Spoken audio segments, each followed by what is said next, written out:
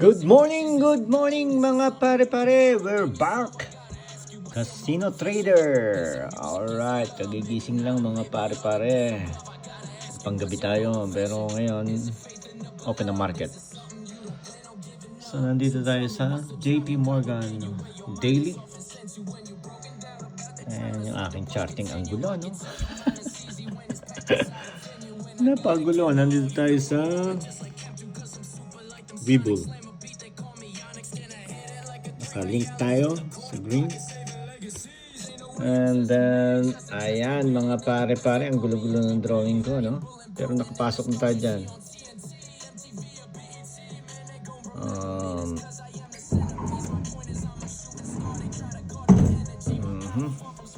Then, ayan nga, mga pare-pare, ang haba ng tinaas niya. So, nag-a-anticipate ako dito ng talaga ng nag-anticipate ako dito ng pagbagsak. Kaso ilang beses ako na-out dito. Ilang beses ako natalo.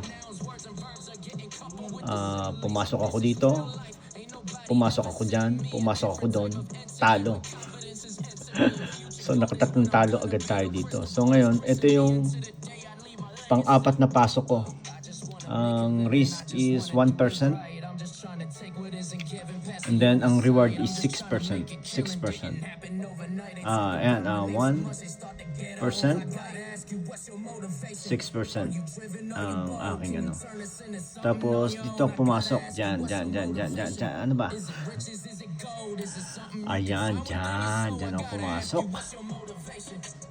Sa 203. Running profit. Ayan, nakikita nyo. And buy stop ako. So, ayan, nagba-fluctuate siya. Pero nakita ko napakalaking candle nito. Alam mo kasi yung trading, parang kapitbahay mo lang yan eh. Inaabangan ng pagbagsak mo. God damn it, no? Alright, mga pare-pare. So, nag-anticipate pa ako dyan ng pagbagsak pa. Medyo long term tayo dito at hindi ako maka-trade. So, dito ako magbebenta sa 191. So, malaking candle to. Ipapalo ko na lang yan. Daily. Tingnan natin sa hourly. So, yan. Mga pare-pare. Talagang bumagsak siya.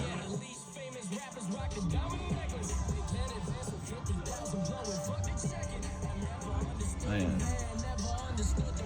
Ka-fluctuate ang kita natin.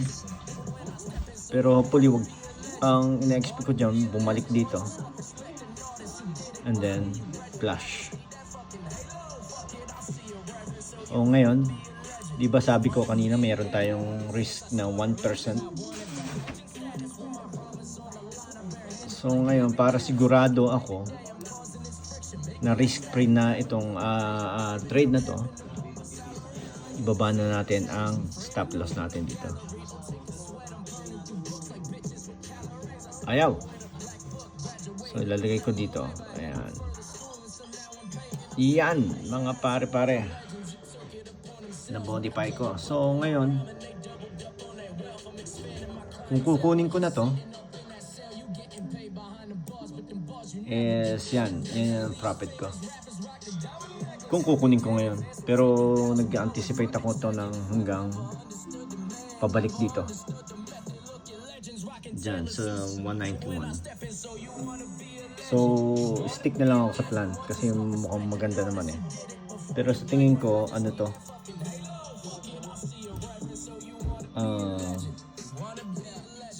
babalikan yan.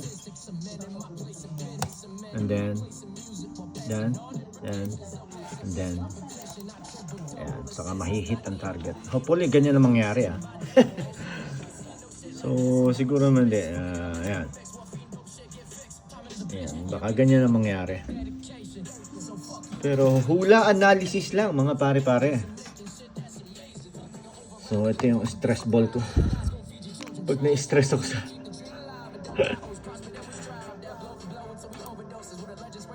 sa pagta-trade. So, fluctuate ang kita natin yan. So, naka-short tayo kay JPM. Na-tsembahan din natin. Kasi nakakailan pasok ako dito. Makikita nyo, pag pinost ko yung PNL ko, lagi akong talo. Talo dito, talo dito, talo dito. Pero manage lang yung risk. 2% lang. So, ngayon, pumasok ulit ako dyan. Yan. Dito nga ako pumasok. Yan, kasi nakita ko to. Ni-reject nun sa ano. So, tapos ang laki ng candle to, naging signal ko, and then flash. Then baka gumanyan yan, ganyan. So, mga ilang araw to. Mga pare-pare. So, tingnan nyo na lang kung magmamaterialize to or may stop out. Pero sa ngayon, wala na ako, di ba kanina pinakita ko 1% ang risk ko. Ngayon wala na, panalo pa ako siguro dito ng 100.